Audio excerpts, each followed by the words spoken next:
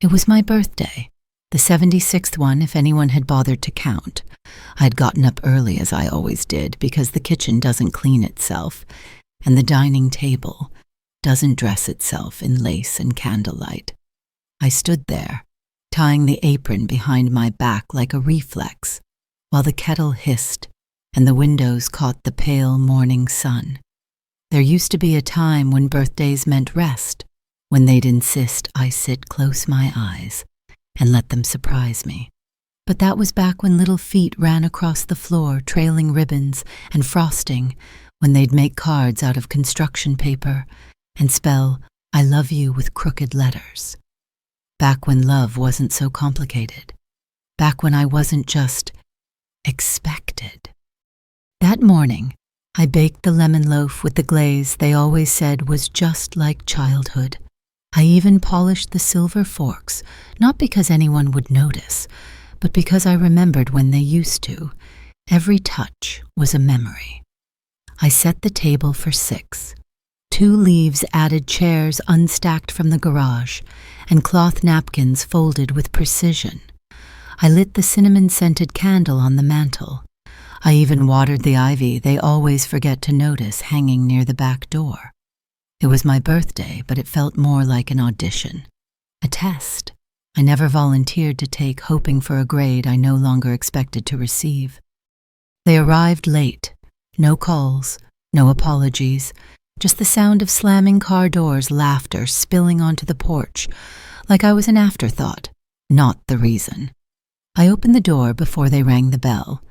My granddaughter brushed past me with her phone glued to her face. My son gave me a side hug, already asking what smelled so good. My daughter-in-law handed me a grocery bag, some soda cans, and a half-wrapped bouquet. She said it was chaotic, getting out the door as if I needed the reminder. I smiled anyway. That's what we do, isn't it? We mothers, we hosts, we smile through the forgetting. Dinner came together quickly. My hands moved while their words swirled around me. Talk of promotions, summer camps, new patio furniture. I dished out roast chicken and listened to them talk like guests at a hotel restaurant, not family at my table. No one asked me about my year. No one noticed the quilt I'd hand-stitched on the couch or the photos I'd rearranged on the hallway wall. I ate slowly, quietly, the way you do when your heart feels full and hollow all at once. Then came the moment I didn't realize I was waiting for. My daughter cleared her throat and smiled that forced, guilt-laced smile that tries to make something small feel like something meaningful. She reached under the table and pulled out a gift bag, glossy red and gold topped with crumpled tissue paper, like a bird's nest. "This is for you," she said, as if the words were enough to wrap around what she already knew was missing. I took it gently. The bag was light, too light, and when I pulled out the tissue, I found a pair of socks. Not hand-knit, not soft, just factory socks with cartoon cats on them, and a tag that still had the clearance sticker on the bottom. I held them up, smiled, because I didn't know what else to do, and said, "Thank you." I don't know why that word burned on the way out. She laughed. "I know it's silly, but you're always cold, right?" And then she was already moving on, reaching for the salt, complaining about the drive over. My granddaughter was back on her phone. My son didn't even glance up.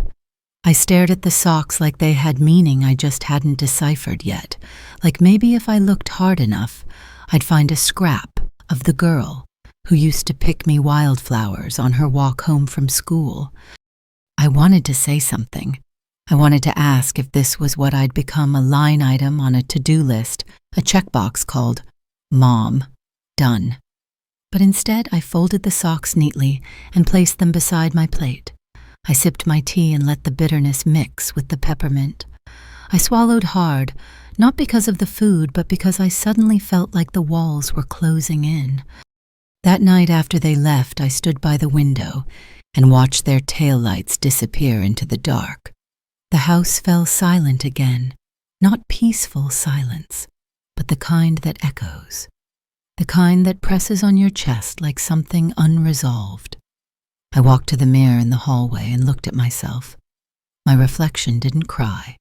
It didn't frown. It just stared, like it was finally starting to see the truth.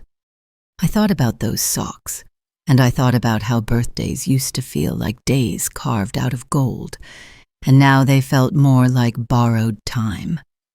I thought about what it means when the people you gave everything to start giving you the least. I thought about all the things I hadn't said. And I wondered if maybe, just maybe, it was time I started saying them. The socks stayed on the dining room buffet for 3 days. I didn't put them away. I didn't wear them. I just left them there, a quiet accusation in cotton and polyester. Each time I passed by, I glanced at them like a bruise. Not painful exactly, but too noticeable to ignore. I found myself studying the packaging more than I should have, reading the label. The washing instructions, the ironic phrase stitched across the toes. Stay cozy, cozy. I could have laughed. I could have screamed. But instead, I did what women like me have done for decades. I swallowed the ache, put on another pot of tea, and kept moving. But it festered. Not just the socks, but everything. The way she said it. This is just something small. That tiny word, just that dismissive word that tries to excuse the carelessness of a thoughtless act. Just a gift. Just forgot. Just busy. Just her way of telling me I didn't matter enough to try. It wasn't about the price. I don't need pearls. I don't need gadgets or gadgets wrapped in expensive paper. I've lived long enough to know that real value has nothing to do with a receipt. I've had birthdays with nothing but hugs and daisy chains that meant more than anything gold ever could. But this wasn't about money. It was about attention, intention. The smallest sign that I had been thought of, seen, remembered. That day I pulled open the drawer where I keep old cards ones with hand-drawn hearts and glitter glue from the years when love was louder. There were birthday cards with smudged fingerprints and notes that said, "To the best mommy in the world." I sat on the floor and read them all like chapters from a book I once starred in. There was one card from my daughter written when she was 9. She had drawn a little house with flowers and sunshine and scrawled, "I'll never stop loving you. You're the heart of our home." I traced those words with my finger until they blurred. The contrast was like ice water. The girl who had made that card was gone, replaced by a woman in a rush who barely looked me in the eye, who handed me a gift, like she was passing a napkin across a table. I asked myself what changed. And then the deeper question came. What did I allow to change? Later that evening I called an old friend, one of the few left. We hadn't spoken in months, the kind of distance that creeps in when life becomes too full or too empty. I told her about the socks. She was quiet for a moment, and then she said, "That's not about socks." And we both laughed. It was the kind of laugh that comes from deep understanding, not amusement. We talked for over an hour about daughters, about sons, about birthdays, about how invisible we feel sometimes. She told me about her grandson's wedding, how she'd been seated near the kitchen, and how no one had asked if she needed a cushion for her back. She told me she wore pearls that day, not because anyone noticed, but because she wanted to remember what dignity felt like. Her words wrapped around me like a shawl, comforting and a little threadbare with age, but warm nonetheless. After we hung up, I walked the house slowly, touching each wall like it was an old friend. I ended up in the garage searching for the box of winter scarves. I wasn't sure why. Perhaps I just needed to find something that still had her scent, that younger version of my daughter before the sharp edges formed. Instead, I found a box labeled Misk Junk. It was full of forgotten things, broken ornaments, loose buttons, a single baby shoe. At the very bottom was a gift I had once received, a small painting she had made me in high school. I remember she spent weeks on it. It was a garden scene with a bench and a tree, simple but full of care. I remember how she had wrapped it in newspaper because we couldn't afford fancy paper then. And I had cried when I opened it, not because it was perfect, but because it was hers, because it had been made with love. I brought the painting inside and leaned it against the wall right beneath the mirror, and for the first time in a long while, I let myself feel the weight of everything. The gratitude, the grief, the slow erosion of affection that happens when we stop tending to it. Love, I've learned, is not a given. It needs watering like the ivy in the kitchen window. Left unattended, it dries up. Or worse, it grows wild, rootless, invasive. I didn't sleep well that night. I kept dreaming of birthdays, past some real, some imagined, where laughter echoed through the rooms, and I wasn't just the hostess, I was the heart. When the sun finally cracked through the blinds, I got up and made coffee. I stared at the socks again, still folded, still untouched. And I thought maybe it's time I stop folding myself into the corners of their lives. Maybe it's time I unfold something of my own. That thought didn't roar. It whispered, quietly, but it stayed. The whisper didn't leave me. It followed me through the quiet routines of the next few days, winding itself around my every gesture, in the steam of the kettle, in the hum of the dryer, in the stillness between meals. It wasn't anger, not exactly. It was something older, something heavier, a sorrow with teeth. The kind that doesn't scream, just settles into your bones and makes you ache in places no medicine can reach. I kept thinking of the way she said it. It's just something small. That word again. Just. That cutting little syllable full of dismissal. I found myself talking back to it in my mind like an echo chamber I hadn't realized I'd built. Was I just the babysitter, just the woman who pays for the family vacations, just the one who holds all the birthdays together? At what point did I become a supporting role in a life I once carried on my back? One morning, as I dusted the bookshelves, I knocked over a frame. It fell face down onto the rug, the glass thankfully unbroken. I picked it up and turned it over. It was a photo from a Christmas 10 years ago. All of them around the tree gifts piled high, faces still softened by effort and love. I was in the center, holding a tray of cookies, grinning like someone who truly believed she belonged there. That woman felt far away now, a ghost in gingham. I started to notice other things. How the family group chat no longer lit up with my name unless someone needed a recipe. How my birthday was the only one they didn't organize a restaurant dinner for. How I was the only one who sent thank you notes, the only one who remembered anniversaries, the only one still carrying the weight of remembering everyone's favorites, favorite dessert, favorite tea, favorite way to fold a napkin, and no one remembered mine. I walked through the house differently after that, slower. Not from age, but from recognition. I looked at every object like it was a question. That china hutch.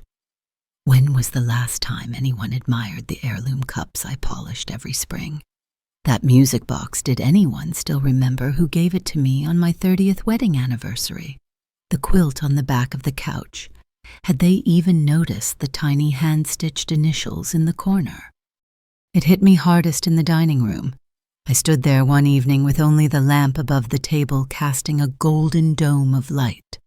I looked at the chairs, two of them still slightly out of place from the last visit, no one bothering to push them in.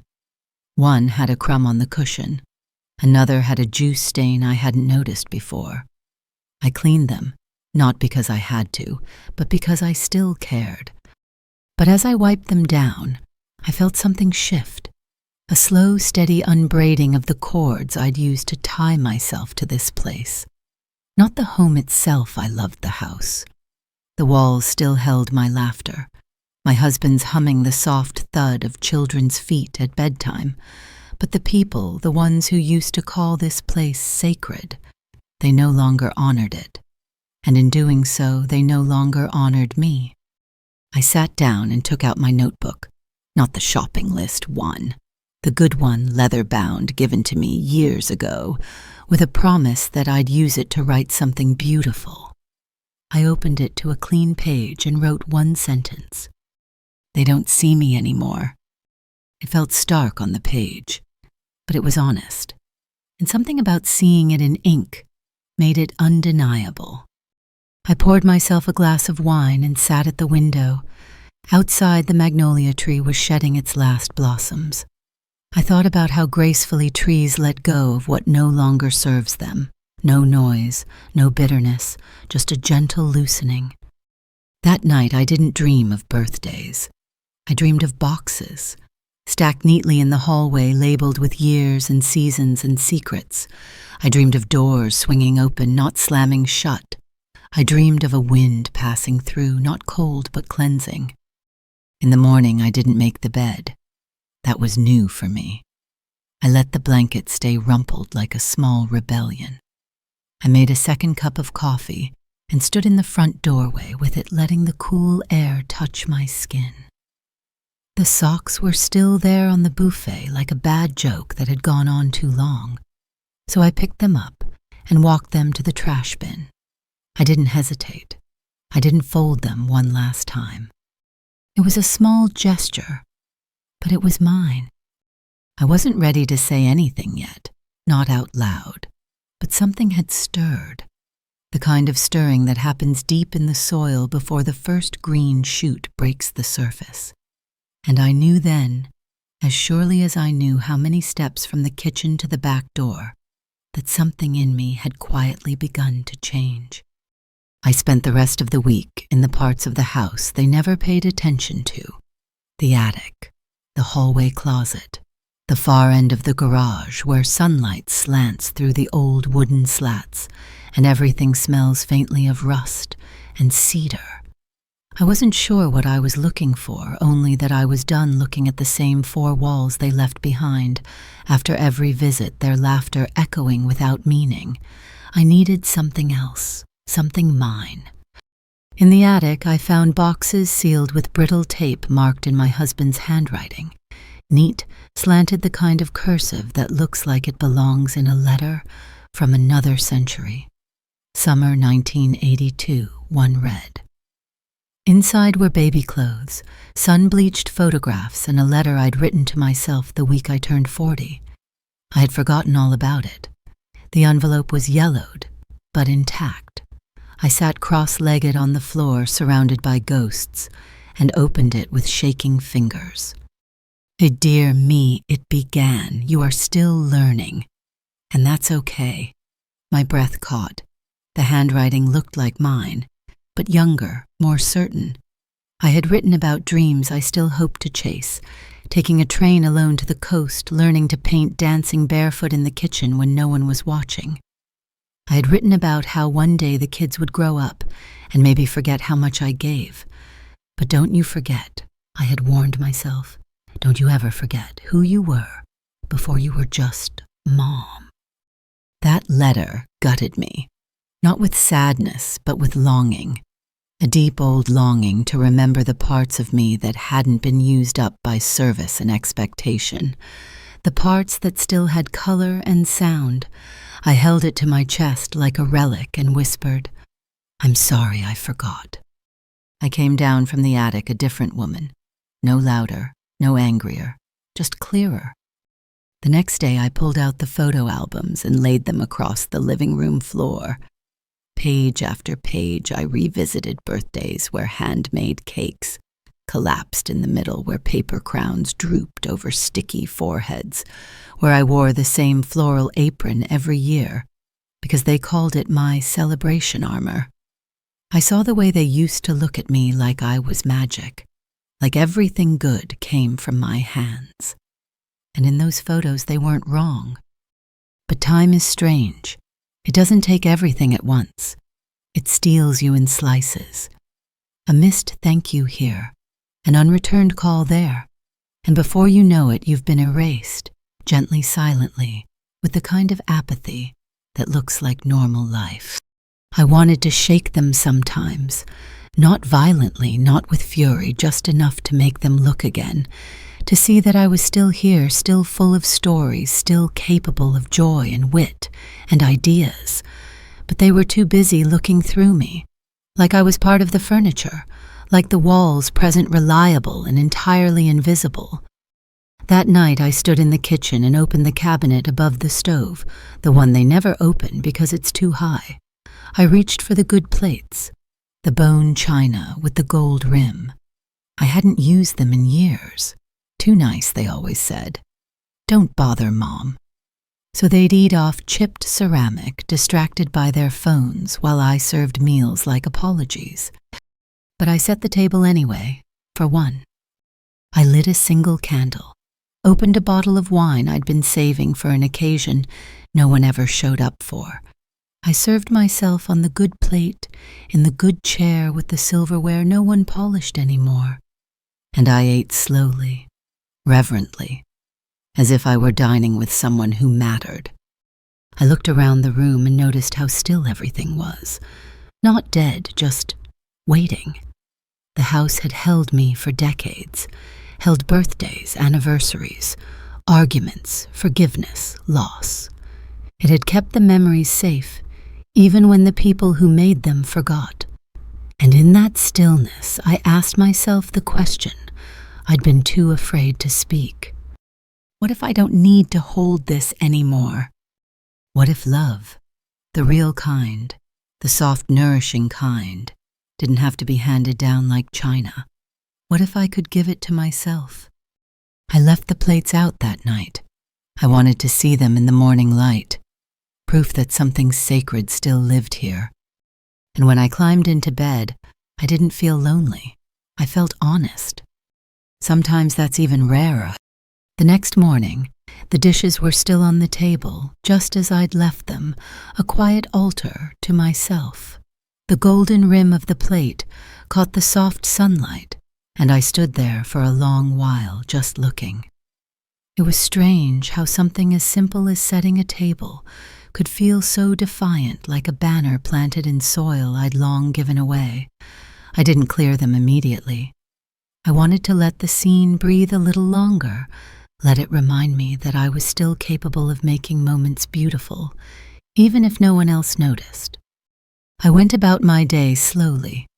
I took my time in the garden, pruning back the wild mint that had begun to take over, trimming the roses that had grown leggy and starved for light. I wore my sun hat, the one with the wide brim and the faded ribbon, and for the first time in a while, I didn't think about what anyone else would say about how I looked. My knees ached. My hands were dirt-covered, but my breath came easy. Something inside me had begun to unclench. Later that afternoon, I sat in the old rocker on the porch with a cup of lemon tea. I watched the wind rustle through the trees and thought about the years that had passed, not just marked, but consumed. The birthdays where I played both cook and decorator, the holidays where I bought gifts from their lists, carefully wrapped and topped. With bows they'd tear through in seconds. Not once had I asked for anything in return. I told myself love wasn't meant to be transactional, and yet now, faced with their thoughtless offerings, I realized love may not be measured by gifts, but it's surely revealed in them. I thought again about that phrase, "It's just something small." It wasn't the size of the gift. It was the size of the thought, or rather the lack of it. I tried to remember the last time anyone had truly seen me. Not just my birthday, but any day. When was the last time someone looked at me and asked, "What do you want?" The question felt foreign, indulgent, but also necessary. I couldn't remember when I'd stopped asking myself that very thing. So I asked it out loud this time. "What do you want?" The answer didn't come right away. It arrived slowly, like water dripping through old stone. I wanted to be remembered. Not for the things I gave or the meals I made or the walls I scrubbed. I wanted to be remembered for me the way I used to laugh, until I cried the way I danced with bare feet on the kitchen tiles when the radio played Sam Cooke, the way I dreamed of walking alone through Paris, scarf tied around my neck, camera in hand, free. I wanted beauty, not the kind you hang on walls or wear on your wrist, but the kind that shows up in quiet acts in space, in light in rooms that belong only to you. I wanted to live in a home that didn't feel like a museum for other people's memories, a home that reflected who I was now, not who I had been in service to everyone else. I went back inside and stood in the hallway, looking from room to room. Each one was filled with shadows of their presence. Toys that hadn't been picked up, sweaters they'd forgotten, a pair of shoes that hadn't been worn in months. And I realized they treated this place like a storage unit, a crash pad, a halfway house, not a sanctuary, not a mother's sanctuary. That night, I couldn't sleep. I tossed and turned sheets, twisting like vines around my legs. At some point, I got up and walked barefoot to the kitchen, the house silent but for the low tick of the old wall clock, the same one he hung the first week we moved in. I ran my hand along the countertop, cool under my fingers, and whispered, I gave them everything, and then softer still. But it was never mine, was it? That question lodged in my throat like a stone. The next morning, I found myself at the computer, not sure what I was doing. My fingers moved on their own, typing in words I'd never dared to consider: local realtors, quiet listings, properties for women over 60, downsizing options, homes near the coast. I stared at the search results breath, caught somewhere between disbelief and liberation. I didn't click anything, not yet. But the thought had been planted, and once a seed takes root, it's only a matter of time before it blooms. I closed the browser and sat with myself. I didn't need to decide today, but I had opened a door, just a crack, and the air coming through it smelled like salt and lemon and something I hadn't felt in years. Freedom. It was strange how quickly the idea took hold once I let it in. Selling the house. Those 3 words had lived at the edge of my mind for years, like a distant ship on the horizon, visible, but not mine. Not until now. Now they hovered close, steady, inevitable. I didn't tell anyone. Not yet. I didn't even whisper it out loud. But every movement I made began to take on a different shape, like a quiet rehearsal for departure. I started with the linen closet. A small thing, really, but I opened it one morning and stared at the towers of towels and sheets, half of which hadn't been touched in years. Some still smelled faintly of the cedar I'd tucked in years ago, back when I believed that someday a full house would come again. As I pulled them down, I noticed how thin the fabric had grown, how the corners frayed like something worn from waiting. I folded a few, packed some in a box, tossed the rest into a donation bag. My hands moved with a calm I didn't expect, as though they already knew what I was only just realizing. This wasn't an act of leaving in bitterness. It wasn't revenge. It was release. Later that week, my son called. He wanted to borrow the leaf blower, said he'd stop by sometime Saturday. No mention of my birthday from the week before.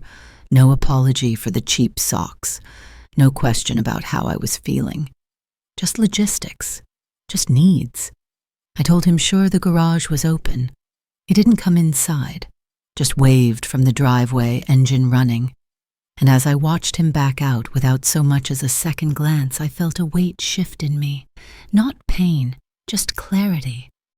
They'd all grown so used to me being here, always here, that the idea of me not being here didn't even occur to them.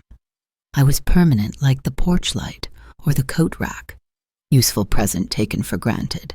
But what they didn't see was that permanence comes with a cost, and I'd been paying it in silence for years. I kept sorting. One drawer became a whole dresser.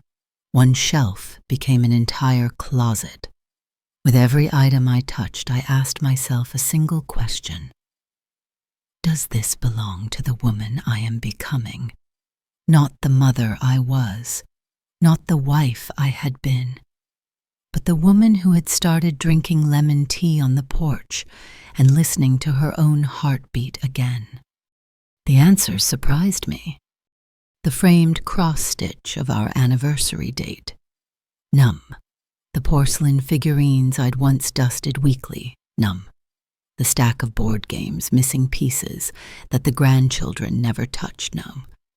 But the sea glass wind chime I found in a tiny shop on the coast 15 years ago. The red scarf I wore when I traveled to Santa Fe with Helen. Absolutely. The faded cookbook with my grandmother's handwriting in the margins without question. I started a pile not of things I would take, but of things that would take me.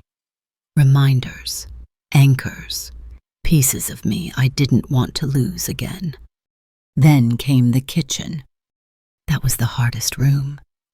It held every holiday, every quiet morning, every burnt toast and handmade soup and Sunday casserole I'd ever made with love.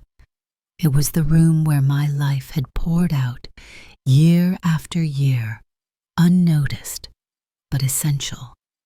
The mixing bowls, the measuring spoons, the gravy boat they never used, but always asked me to keep. I stood in the middle of it all, hands on my hips, and whispered, "Thank you," to the stove, to the sink, to the silence that had held my tears when no one was looking. And then I closed one cabinet, and another, slowly, with intention, like folding the final page of a long-worn novel. I called a realtor the next day. Her voice was young and bright, and I felt strange speaking my decision aloud for the first time. But I said it anyway. I'd like to list my home. She asked if I was downsizing. I said no, not downsizing, right-sizing. There was a difference. She scheduled a visit. We talked gently like women feeling the edge of something fragile. She walked the house with quiet appreciation, her eyes soft but assessing. I followed behind, feeling like a guest in my own memories. We ended in the dining room. She admired the light. I looked at the space between the chairs, still uneven, still marked by absence, and realized I hadn't cried once. Later, after she left, I sat at the kitchen table. I didn't need to eat. I just wanted to sit. The socks were long gone, but their message lingered. You're not worth the effort. And for the first time, I finally agreed, not with their judgment, but with the deeper truth hidden beneath it. If they wouldn't make the effort to see me, to value me, to love me, as I stood now, older, quieter, but still whole, then I would make the effort for myself. I stood and walked through the house, turning off lights one by one, not to end the day, but to mark the beginning of a decision, a quiet, irreversible decision. And in that stillness, I said the words out loud. I'm leaving. The realtor's sign arrived 3 days later, tucked under her arm like something casual, like it wasn't about to change the shape of everything. She asked if I wanted help placing it in the yard. I told her no. I wanted to do it myself. The soil was softer than I expected, even with the spring frost still lingering beneath the surface. I pressed the signpost in with both hands, dirt under my nails, wind against my cheeks. And when I stepped back, I felt something lift.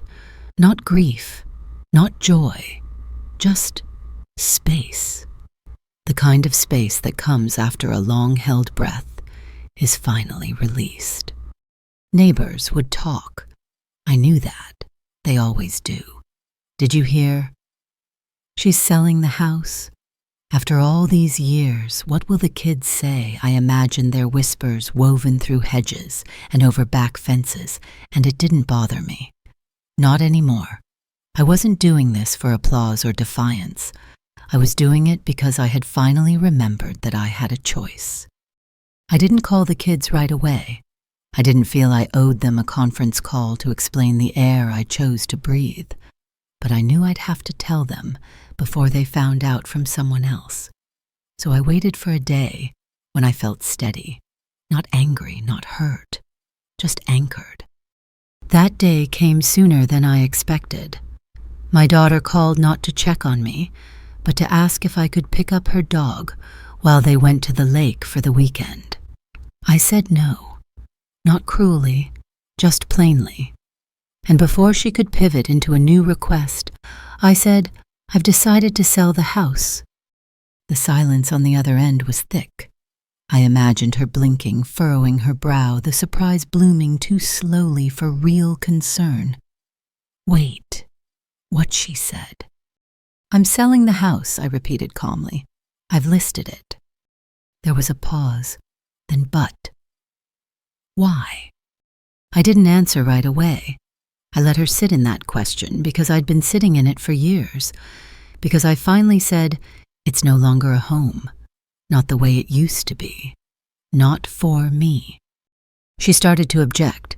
The holidays, the kids, the memories. But I gently interrupted. "I've spent the last few decades giving everything I had, my time, my energy, my love to this family. And I don't regret that.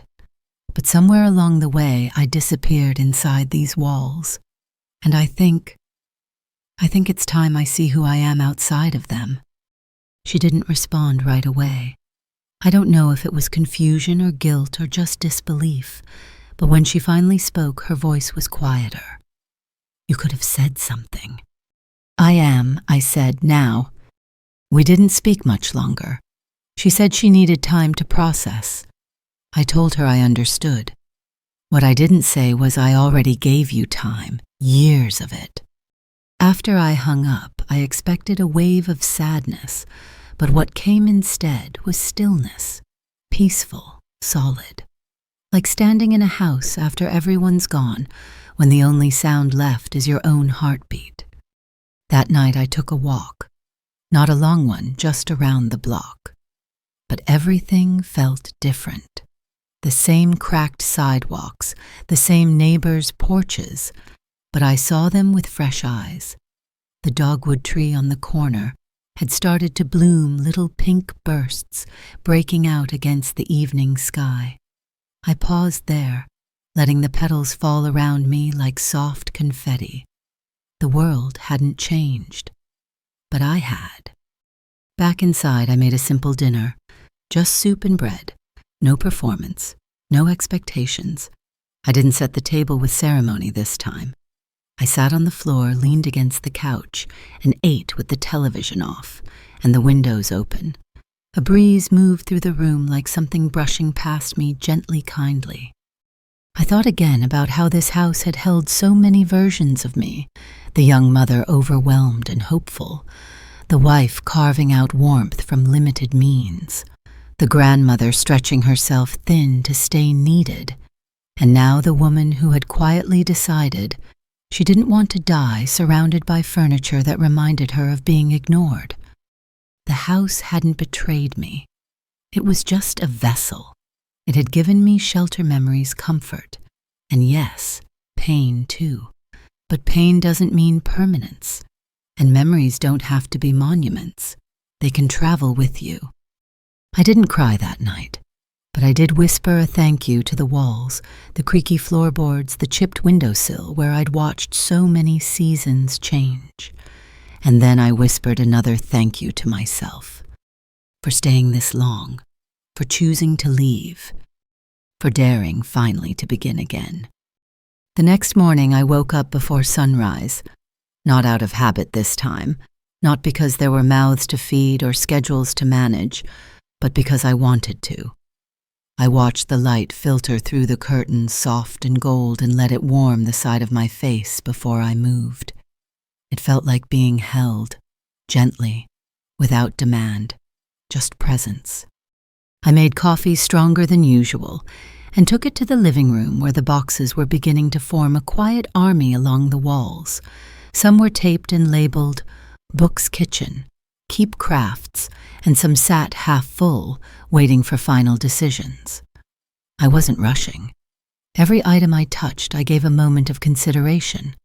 Not just do I need this, but does this still belong to me? Some things didn't. Not anymore. That morning, I held a mug I hadn't used in years. It had a tiny chip on the rim and a faded print of a sunflower. My favorite flower, though no one had brought me a bouquet of them in I don't know how long. I turned it in my hands, remembering how it came from a gas station gift shop during a road trip with my husband. He had handed it to me with a wink, saying, "It's not fancy, but it's cheerful like you." I ran my thumb over that chip and smiled. I kept the mug, not because of its use, but because of what it had held. As the day stretched on, I moved from room to room, unhooking curtains, folding blankets, pulling down the old wreath that still hung above the mantel even though the holiday had long passed. It wasn't grief work. It was gardening, clearing old soil so something else might grow. And then around mid-afternoon, the doorbell rang. It startled me not because it was unexpected, but because of who I imagined it might be. For a split second, I hoped it was her, my daughter, with arms full of apologies, with her eyes soft the way they used to be. But it wasn't. It was my granddaughter. 17, maybe 18 now, I'd lost track of the exact date. She stood there, awkwardly, hair pulled into a messy bun, her phone clutched like a second heartbeat. "Mom said you were selling," she asked, eyes scanning the boxes inside. I nodded and opened the door wider. "Come in if you'd like." She stepped inside, and for a moment her posture softened. She looked around slower than usual. "It looks different." I gestured toward the dining room. "A lot's changing." She sat at the table in the chair she always used to claim. Why now? There were a dozen answers to that question, and none of them would have made sense to someone still so young, still untouched by the weight of being needed without being seen. So I just said, "Because it's time." She nodded slowly, then reached into her bag. "I brought something." She handed me a small envelope. No glitter, no ribbon, just my name written in lowercase with her loopy handwriting. Inside was a card, a real one. "I'm sorry," it read. I should have tried harder. I looked up and her eyes were wet but steady. "I didn't pick the socks," she said quietly. "Mom grabbed them last minute. I thought it was stupid, but I didn't say anything. I didn't scold her. I didn't ask for more. I just reached out and held her hand. It was enough." We sat there for a long time, not talking, just listening to the house breathe around us. And then gently I said, "Next time, pick something with meaning. Doesn't have to be big, just something that says you saw me." She nodded. After she left, I added her card to the keep pile, right next to the sunflower mug and the old painting from the attic. It wasn't redemption, but it was recognition. That evening, I lit a candle not for ambiance, but for memory. I took a walk around the property, letting my fingers drag along the wood of the porch railings, the edges of the garden gate, the trunk of the old fig tree that never bore fruit, but stood anyway. I whispered my gratitude to each one. And when I returned inside, I did something I hadn't done in decades. I turned on music. Not for a party, not for background noise, just for me. Sam Cooke, like always. I turned the volume up just enough to feel it in my ribs, and then I danced. Barefoot, slow arms, loose body, heavy and free. I twirled once just enough to make myself laugh. It was clumsy, a little sad, but entirely mine. And in that moment, spinning slowly, in an empty living room, the air thick with the smell of packing tape and old memories, I realized something simple and seismic. I hadn't lost myself. I had only stopped inviting myself to the center of my own life. And now I was back. The first showing was scheduled for Friday morning. I spent Thursday in a quiet flurry, not frantic, not desperate, just deliberate, like preparing an old friend for one last portrait. I polished the glass on the picture frames, even the ones I wasn't taking with me. I wiped the countertops until they gleamed. I fluffed pillows and folded throws and tucked away the little signs of a life lived long and deeply. The pill bottles, the half-read novel by the recliner, the slippers by the radiator. I wasn't hiding who I was, just letting the house have one final moment of dignity. When I was finished, I stood in the doorway of each room and said a silent goodbye. The living room where my children had built forts out of couch cushions and whispered secrets under fleece blankets. The kitchen where I had sung to myself while scrubbing pans and cried quietly into soups that no one ever asked the recipe for. The hallway where family portraits hung like stained glass windows, a record of growth and slow forgetting. And then the bedroom, my sanctuary and my silence. The bed, where I had once shared dreams with my husband, where I later lay alone and stared at the ceiling, wondering if anyone noticed how hard I was still trying. I sat on the edge of the bed and let my eyes close, not to sleep, but to remember. I saw birthday candles blown out in laughter. I saw Sunday afternoons with the radio low and the smell of something sweet in the oven. I saw hugs given without hesitation, tears wiped away with the back of my sleeve, and all the invisible strings I'd tied between myself and everyone else. Strings I hadn't realized were cutting into my skin. When I opened my eyes, it was evening.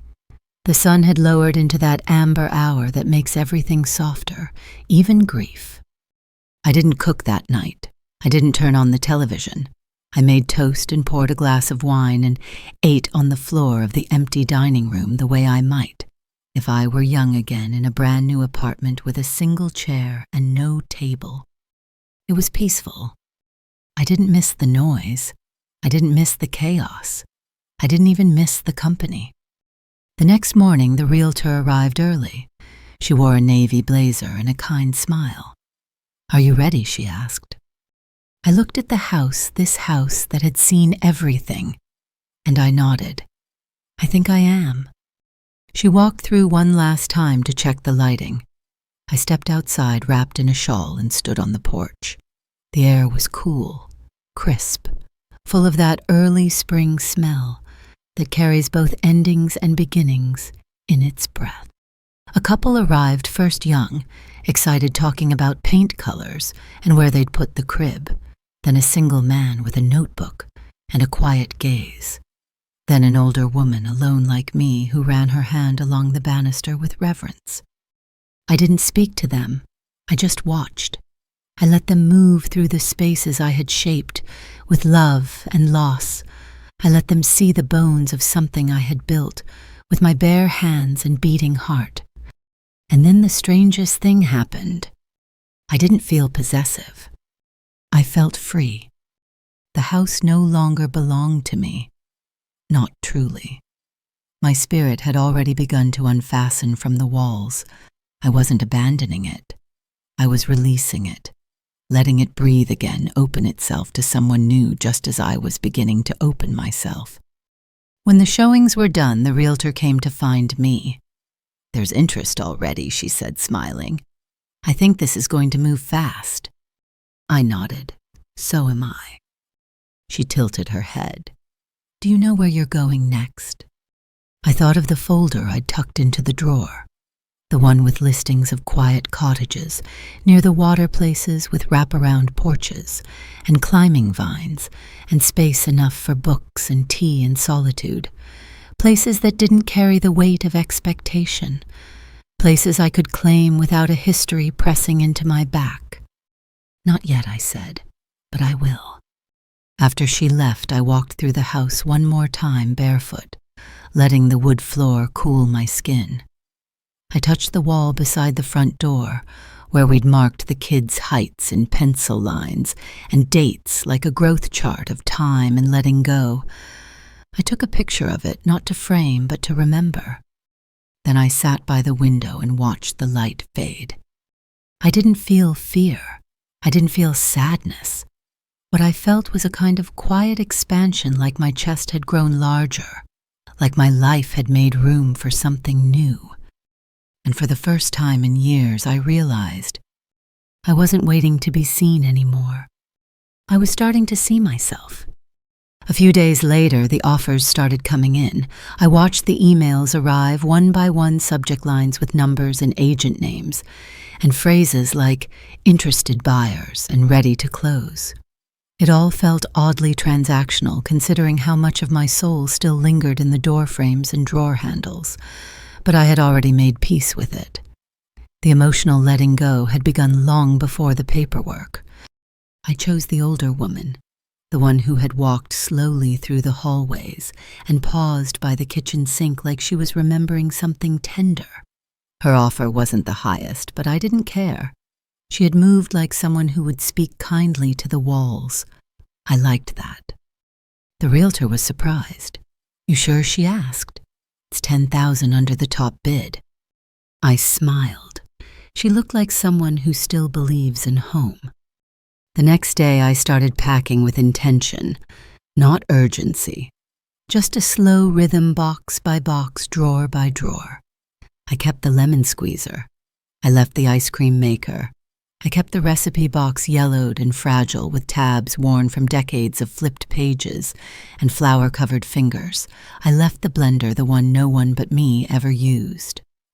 I wrote little notes folded and hidden like time capsules in corners of the house, taped behind cabinet doors, slipped into the fireplace hearth. One said, "This house forgives." Another, "May the sunlight always fall gently on your table." I don't know if she'll find them, but I hope she does. I hope they land in her hands on the kind of day when a soft word feels like a lifeline. The kids didn't call again until the sale was nearly final. My daughter left a voicemail, her voice sharp with disbelief, like I'd committed some act of treason. "You really sold it?" Without even telling us the final price, without a family meeting, as if I was an asset, a building, a relic to be discussed, not a person with a will and breath and breaking point. I didn't call her back. I didn't need to. Some things answer themselves with silence. But my son came by the next morning. No warning. Just knocked and stood there with his hands in his pockets, shoulders drawn tight. He looked older than I remembered. Or maybe I just hadn't looked closely in a while. "I didn't think you were serious," he said. "I was," I replied. He looked around, noting the boxes. "So this is it?" I nodded. "It's time." He stepped inside, picked up a framed photo from the hallway table. "I thought we'd always come here. For holidays, for, tradition." I smiled softly. Tradition stopped meaning the same thing when everyone started showing up late and leaving early. He didn't laugh, but he didn't argue. He sat down in the kitchen in his old chair, the one with the scratch from when he was 12, and spilled apple juice, then tried to sand it down before I noticed. I remember how guilty he looked, and how I told him, "It's just wood, love," but I'll always remember that scratch. I wondered if he remembered it now. "I didn't think it hurt you this much," he said quietly. I wanted to say it didn't happen all at once, that it wasn't a grand betrayal, but a slow erosion, missed calls, forgotten birthdays showing up without asking, assuming I'd always be here with a roast in the oven and folded towels on the guest bed. I wanted to say that the house had started to feel like a job I couldn't quit, not a joy I got to share. But I didn't say any of that. Instead, I said, "It's not about hurt, it's about freedom." He looked at me for a long time, eyes searching, and then he nodded. "Where will you go?" "I don't know yet," I said. "Somewhere smaller, somewhere quiet, somewhere that doesn't echo when I walk through it." He swallowed hard, then stood. "If you need help moving." I'll let you know." We stood there both a little unsure of what to say next, so I hugged him. Not long, not dramatic, just long enough to let him know I still loved him. I always had. After he left, I opened a new box and wrote on the lid, "Things I'll carry forward." It wasn't for dishes or linens. It was for the notes, the photo of the dogwood tree in bloom, the card from my granddaughter, the letter I wrote to myself at 40. And when I sealed it, I felt the faintest flutter in my chest. Not dread, not sadness. Hope. Hope, that soft and stubborn thing still rising after all these years. Hope that wherever I landed next, it would be a place where I didn't have to be anyone's backbone savior or safety net. A place where I could just be me. Not waiting to be thanked. Not waiting to be seen. Just whole. The last week in the house moved like molasses, not because there was too much to do, but because everything I did felt like a goodbye. Each drawer I opened released memories, like the scent of an old perfume. Each closet held echoes of lives once vibrant within these walls. And still I moved steadily, box after box, a kind of quiet ceremony with no guests, no fanfare, just me and the slow unraveling of a life I had poured into every corner. I saved the bedroom for last.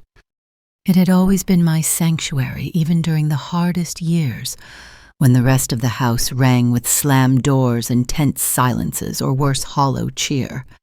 The bedroom was where I came to breathe, where I took off the apron, unpinned my hair, and reminded myself that I was still human, underneath all the titles wife, mother, keeper, cleaner, mender, of everything. I stood in the middle of it now, the mattress stripped, the dresser drawers emptied, the vanity bare, except for a single hairbrush with a few strands of silver left behind. I walked to the window and opened it wide. The air came in cool and damp, and I let it touch my face like a baptism. I whispered a simple sentence into the wind. I gave you everything, and I'm finally giving something to myself. Outside the yard was beginning to bloom daffodils, pushing through the thawed soil like tiny promises. I watched the petals tremble in the breeze and realized they had returned without being asked, without applause, just showing up because it was time. That's how I felt now, like something returning to life after a long, unnoticed winter. Later that evening, my granddaughter came by again. No phone in her hand this time, just herself and a small envelope. "It's not a gift," she said quickly. "Not like the socks, it's different." I opened it slowly. Inside was a photo, a candid one I'd never seen before. Me holding her when she was maybe 4. I was laughing, my head tilted back, her small hands gripping my shoulders like I was the only thing that kept her from floating away. On the back, she'd written, "I still remember this. You made everything feel safe." I closed my eyes and held the photo to my chest. "Thank you," I said, and it meant more than any gift I'd received in years. We sat together for a while, side by side on the floor, no words needed. She helped me tape up the last box, labeling it with the black marker she'd brought. She wrote, "To be opened with joy." I didn't ask what was in it. I wanted to be surprised. The next day I loaded the car. Not everything, just the essentials. The rest would follow in the mover's van, but I wanted the first things I touched in my new place to be meaningful.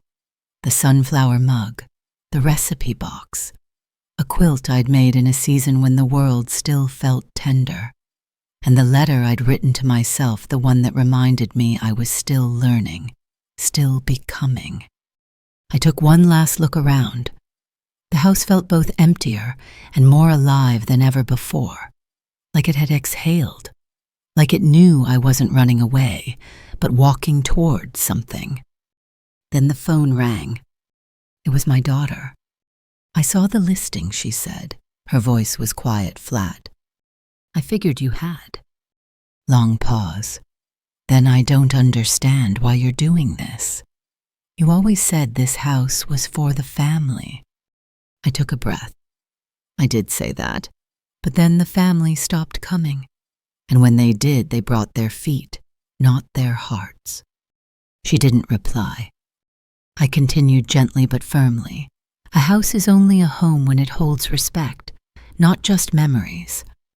You're angry, she said. No, I replied. I was, but not anymore. I'm awake now. She tried to offer practicalities, suggestions to rent the house out, to keep it in the family, to store the furniture for future use. But I interrupted her. You're missing the point, I said. It was never about the furniture or the house. It was about how invisible I felt in the place I built with my own hands. I heard her breath catch. Mom! I softened my voice. I'm not doing this to punish you. I'm doing this because I've finally remembered I get to choose. And I'm choosing peace. Another silence, then barely a whisper. I wish I'd seen it sooner. I smiled, though she couldn't see it. Me too. We ended the call not in anger, but in space. Not everything broken has to be loud. Some fractures are silent, and some silences heal more than words ever could. That evening, as I pulled out of the driveway for the last time, I didn't look in the rearview mirror. I didn't need to. The house would be fine. And for the first time in a very long time, so would I. I arrived at the cottage just before dusk. It wasn't grand. It wasn't even particularly pretty from the outside. Just a squat, single-story house with faded blue shutters and ivy beginning to reclaim the front porch. But it was quiet, and it was mine. The real estate agent had left the key beneath the mat just as promised. I bent slowly, picked it up, and held it in my hand for a moment before sliding it into the lock.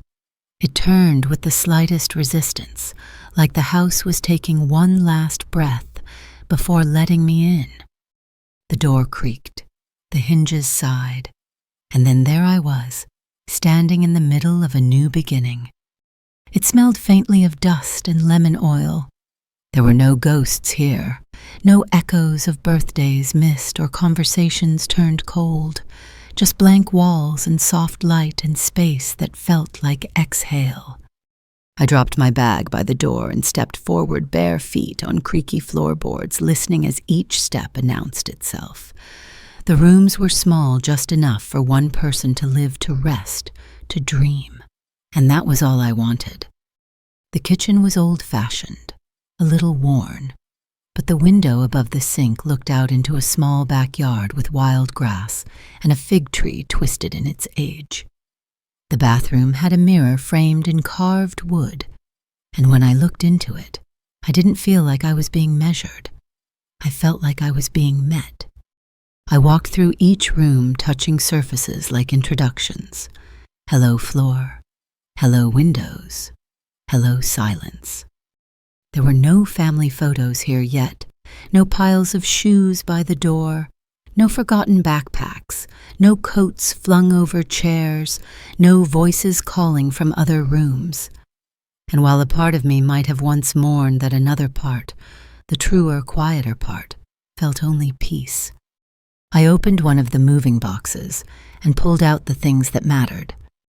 The sunflower mug, the recipe box, the framed photo of me laughing with my granddaughter, the letter to myself from the woman I used to be. I placed each item slowly like a ritual, on a shelf, by the sink, on a small table beside the window, and then I stood back and let the room settle around them, as if they'd always belonged. Outside, the sky had darkened to that soft blue, just before night, the color of possibility. I opened a window and let in the air. It smelled like soil and sea salt. Somewhere far off, a dog barked once and fell silent again.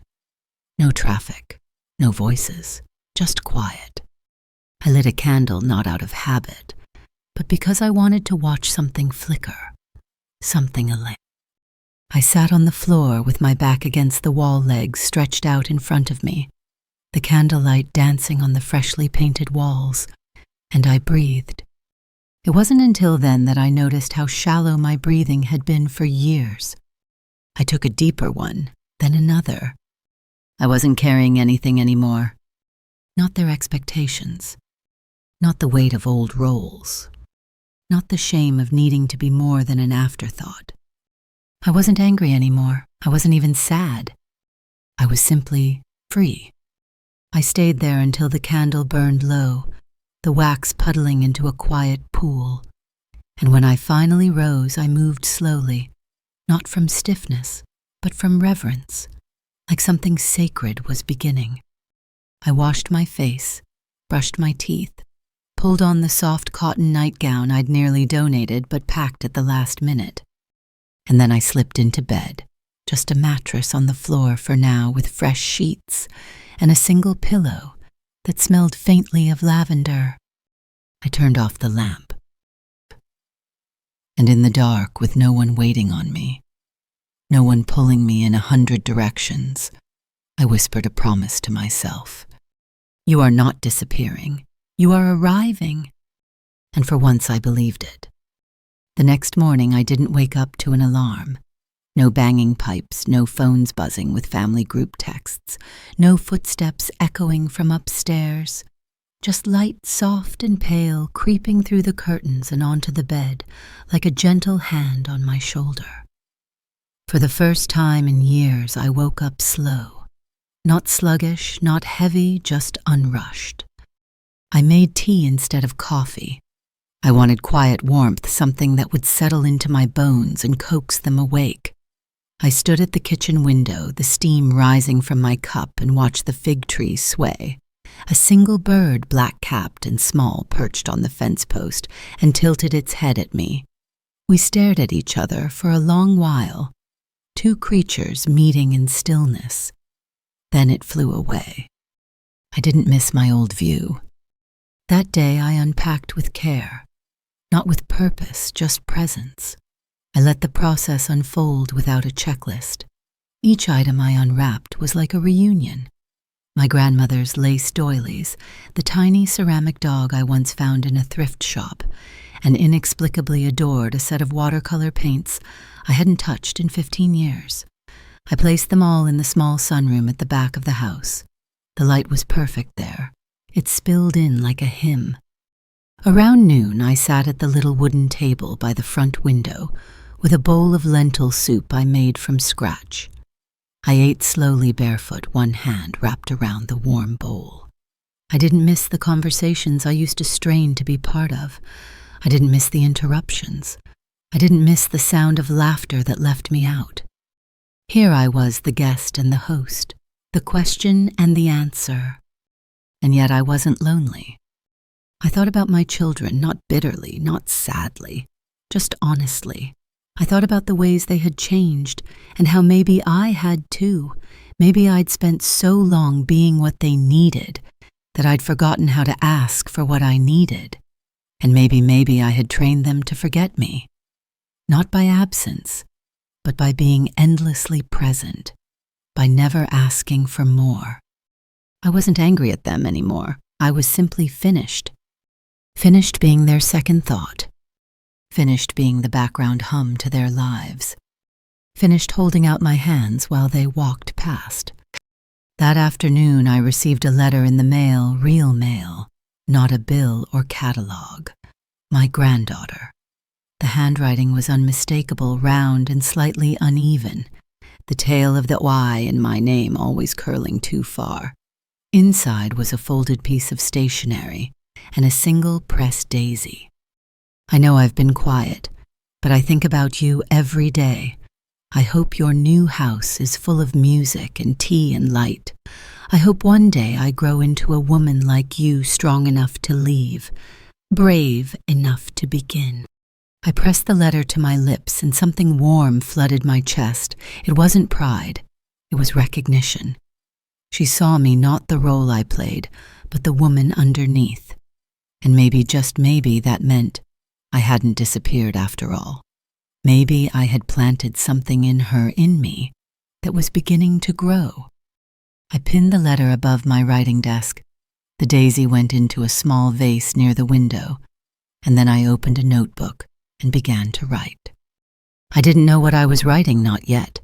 Maybe it would be a letter to myself, maybe a story, maybe a memory. But for the first time in decades, the words were mine. No one was asking me to explain them. No one would interrupt. No one would skim them for meaning that served their own life. They belonged to me. And slowly, line by line, I began to claim myself back. When the sun dipped low, I didn't rush to make dinner. I toasted a piece of bread, spread it with butter, and ate it over the sink, humming to myself barefoot again. I caught my reflection in the window and didn't flinch. This woman with silver hair and soft eyes and hands that had built 100 holidays was still here. Still beautiful. Still learning. Still enough. That night, as the stars blinked into place and the moon painted silver lines on the floorboards, I lit another candle, no longer for remembrance, but for ritual, for peace, for the gentle rhythm of becoming. And as I blew it out, I whispered again, I'm not lost. I'm just beginning. The days that followed settled into a quiet pattern, not routine, not obligation, just rhythm. I would rise with the light, not because I had to, but because I wanted to watch how the morning touched the walls of my new home. I would make tea always in the sunflower mug and sit by the back window to watch the fig tree sway like it had something to say, only the wind could hear. Some days I unpacked a little more. Some days I left the boxes untouched and simply moved through the house one room at a time, letting myself feel what it was to belong to a space that asked nothing of me. I found joy in the small things, the way the floor creaked in a spot by the hallway, the faint scent of rosemary that lingered by the front steps, the warmth of sunlight on the kitchen tiles by mid-afternoon. This house didn't have history with me, not yet, but it welcomed me like it had been waiting. One afternoon, I took a walk through the neighborhood. Not far, just down the quiet tree-lined street and back, there was a small bookstore around the corner with a faded green awning and a hand-painted sign in the window that read, Come in. You're home. I did. I stepped inside and let the smell of old paper and possibility wash over me. No one greeted me at first, and I liked that. I wasn't a customer. I was a visitor, a soul in search of something unnamed. I left with a used poetry book and a notebook with thick, cream-colored pages. That evening I lit a candle, opened the window just enough to let the cool air in, and wrote my name on the first page. Not Mom, not Grandma, not Mrs., just my name. My own. The next day I received another letter. This one from my son. It wasn't long, just a few sentences scribbled in blue ink. I don't know how we didn't see it. You gave us everything, and we treated you like the wallpaper, always there, never noticed. I hope it's not too late to change. But if it is, I want you to know I understand. I'm sorry, Mom. I read it twice, and then a third time. It didn't fix everything. It didn't erase the years of absence, the noise that had filled the house but left me empty. But it was something, a crack of light under the door. I folded it and tucked it behind the daisy in the little vase. I didn't know what the future held for us, but for once I wasn't holding my breath for their change. I was breathing for myself. I began filling the walls of my new home with different things, not family portraits, not reminders of what I once meant to them, but artwork that made me feel a sketch of a woman standing at the shore alone but steady, a print of wildflowers growing out of cracked earth, a framed quote I found in the back of that poetry book. She made a life, not a monument. Yes, I thought, that's who I want to be now. That evening I made pasta with garlic and olive oil, simple, fragrant, just enough for one. I ate it by candlelight with music playing low Billie Holiday this time. Her voice wrapped around the room like silk. I let myself sway just slightly as I ate, not dancing, just remembering the shape of joy. Later in the quiet, I took out the letter I'd written to myself so many years ago. The ink was fading now, but the words were still loud in their way. You are still learning, and that's okay. I smiled. Yes, I whispered, I am. And I would keep learning. How to wake up without guilt. How to take up space without apology. How to build something beautiful from what was almost broken. How to be enough not because someone else said so, but because I finally believed it. I tucked the letter back into its envelope and slid it beneath the pillow, not for safekeeping, but so it would be the last thing I touched before sleep. And as I turned off the lamp, I looked around my small, quiet home, this place of my own making, and felt something settle in me like dust catching sunlight. I was no longer waiting for someone to bring me a gift. I had become the gift. The final box was unpacked on a Sunday morning. It had been sitting near the doorway for days, marked in my handwriting, "Old Things." Maybe. I'd avoided it not out of dread, but uncertainty. It was the kind of box filled at the last minute, odds and ends pieces that didn't belong anywhere else, keepsakes I wasn't ready to part with, but also wasn't sure I needed anymore. I opened it slowly, cross-legged on the floor light, spilling through the lace curtains I'd hung 2 nights before. Inside were bits of every version of me, a locket with a photo too small to see clearly, a paper place card with my name written in my late husband's hand, a crayon drawing that said, "I love you more than pancakes," and a thank you card from a neighbor I barely remembered. I held each piece and asked the same question I'd asked 100 times since moving. Do you still belong to me? Some did, some didn't. I kept the drawing. I let the place card go. The locket went into a small dish by my bedside, not because I needed to wear it, but because it had rested near my heart once, and that was enough. When the box was empty, I folded it flat, slid it behind the door, and stood up slowly, knees stiff, but spirit light. There was a finality to it, but not a sadness. It was like finishing a book and placing it gently on the shelf, the story complete, the weight of it, now memory. That afternoon I walked to the sea. It wasn't far, just a quiet path behind a grove of cedar trees, worn down by time, and the careful feet of those who sought peace more than spectacle. The sand was cold beneath my shoes, so I kicked them off and let my toes find the earth. The tide was low, the sky pale, the waves brushing the shore like breath. I walked along the edge of the water, leaving soft footprints behind me. The wind pulled at my shawl, and my hair danced around my shoulders, silver catching the light. I thought about the woman I used to be, the one who cooked too much, apologized too quickly, and stayed too long in rooms where no one listened. I sent her love, then let her go. I walked until I was tired, then sat on a flat rock and watched the ocean. It spoke in rhythms not of anger or urgency, but of knowing, of surrender, of patience. I breathed with it, matched its pace. And in that moment I understood something. All those years I thought I was holding the family together by staying in the house, by keeping the traditions, by baking the cake and cleaning the silver, and pretending the socks didn't hurt. But what I was really doing was waiting to be chosen. And I finally had. By me. I chose myself.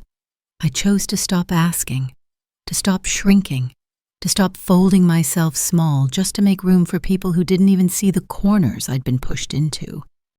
I watched a sailboat pass on the horizon, alone, unbothered, bright against the water, and I smiled. I stayed there until the wind turned cold, then made my way home barefoot, slow, grounded. That night I took a long bath, lavender oil in the water, soft jazz on the radio, no clock ticking in the background. When I stepped out, the mirror was fogged, and I let it stay that way. I didn't need to look at my reflection to know who I was. I was enough. I made chamomile tea. I lit a candle. I sat beneath a soft blanket and read 3 pages of that poetry book from the shop. Then I closed it and just listened to the stillness, to my own breath, to the sound of a woman who had finally come home to herself. There was no need for a ceremony, no final speech, no confrontation. I didn't need to raise my voice. I just needed to remember my worth. Some endings are just beginnings with the noise turned off. I gave them silence, and in it I found peace. The days come gently now, not in a rush, not with the sharp edges of obligation or the weight of old roles, just softly, the way light spills through sheer curtains, the way a familiar melody lingers in the stillness after it ends. I move slowly through the hours, not because I am old, but because I no longer need to hurry. My life is no longer a race to be useful. It's a quiet unfolding. Each morning I wake to silence, not emptiness, but calm. I walk barefoot across the wooden floor. I open windows and let the air move freely through the room, stirring only what wishes to be touched. There is peace in that, in knowing that not everything must be held together by my hands. Sometimes I write, sometimes I don't. I let the days decide. I paint a little. I read old letters. Hittis. I take my tea in the garden where birds come and go without asking for anything but the space to land. I've learned to be more like them. The phone rings and sometimes I answer. Sometimes I let it go. I no longer feel guilt in choosing myself. And when the past arrives, as it does now and then in memory or voice, I meet it with grace. I don't run from it. I simply invite it to sit beside me quietly. We don't have to speak. We've already said everything. What I have now is not loud, not flashy, but it is sacred. Dignity. Freedom. The simple, breathtaking gift of being known finally wholly by the person who matters most. Me. And so I rest. Not because I've given up, but because I've finally arrived. And I know now that I was never too much. I was simply in the wrong room.